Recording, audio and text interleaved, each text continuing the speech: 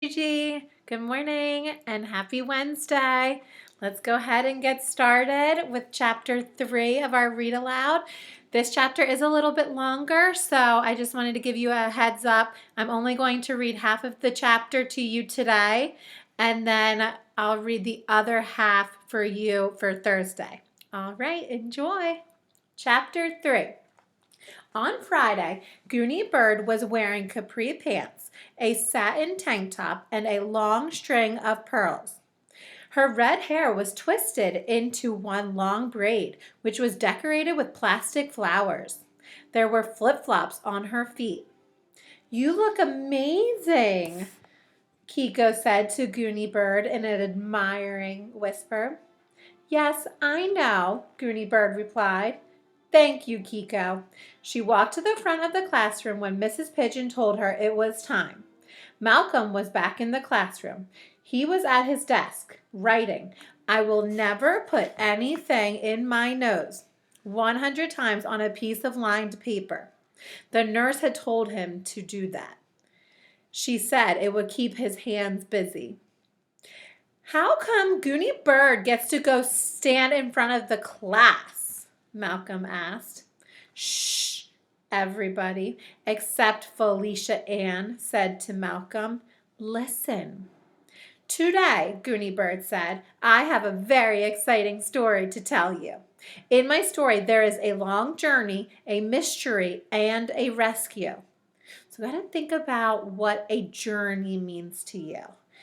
In the text, it says, in my story, there's a long journey. Yes, so journey just is a synonym for a trip. She went on a long trip somewhere. Mrs. Pigeon, seated at her desk, had begun correcting some spelling papers. She looked up. "Listen, second graders," she said. "Hear the different things that Goonie Bird is putting into her story? That is what good storytellers do." Goonie Bird listened patiently to the teacher. Then she stood up straight and did some breathing exercises. Finally, she took a deep breath and looked at the class. "I am ready to begin," she said at last. "The title of the story for today will be How Goonie Bird Came from China on a Flying Carpet." Cool title, don't you think? There she is. "Just like Aladdin?" Barry Tuckerman said in a loud whisper. "Barry, please pay attention," Goonie Bird said. "I like to have absolutely all eyes on me." Then, when the class became silent, all except Felicia Ann, who had been silent all along, and almost all eyes, even Mrs. Pigeon's, were on her, she began. How Goonie Bird Came from China on a Flying Carpet. Once upon a time, just last month, Mr. and Mrs. Green decided to take their little girl, Goonie Bird, and move away from the place where they had always lived. They had always lived in China, but now Mr. Green had a new job, and his new job was in Water Tower. "That's here," Chelsea said aloud. "I live in Water Tower."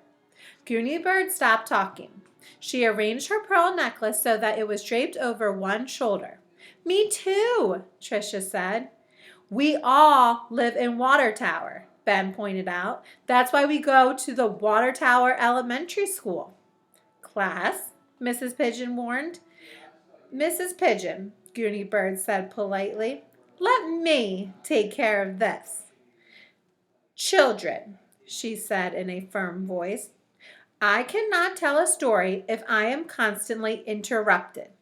There will be time for questions and comments. Please raise your hand if you want to say something. It's very distracting for me if you call out." "Sorry," Tricia said. "Sorry," Chelsea added. "Sorry," Ben said. The class waited. Goonie Bird looked at them all sternly. Then she did some breathing exercises and began again. They had always lived in China, but now Mr. Green had a new job, and his new job was in Water Tower. So they packed carefully. It took many days. First, Mr. Green had to pack 43 sets of false teeth. Then Mrs. Green had to pack her dancing shoes and her bathing suits. And Goony Bird had to pack all of her belongings, which included a money collection. Finally, their furniture was loaded onto a moving van, and the Green family waved goodbye as the moving van drove away from China and started its journey to Water Tower. Goony Bird stopped. Every child in the classroom had a hand raised, and even Mrs. Pigeon was waving her arm. I'll have an intermission now for questions, Goony Bird said. Chelsea, yours first. Why did Mr. Green have 43 pairs of false teeth? Chelsea asked. The false teeth are not part of this story, Goony Bird said. Malcolm? Malcolm had looked up from his I will not put anything in my nose paper. His eyes were very wide. Tell about the money collection, he said. That's another story, Goony Bird said. Beanie? When are you going to tell about the prince and the diamonds? Beanie asked. Goony Bird thought it over. On Monday, I'll tell it, she said. Now, there's time for one more question before I continue. Mrs. Pigeon, did you have your hand raised? Mrs. Pigeon nodded.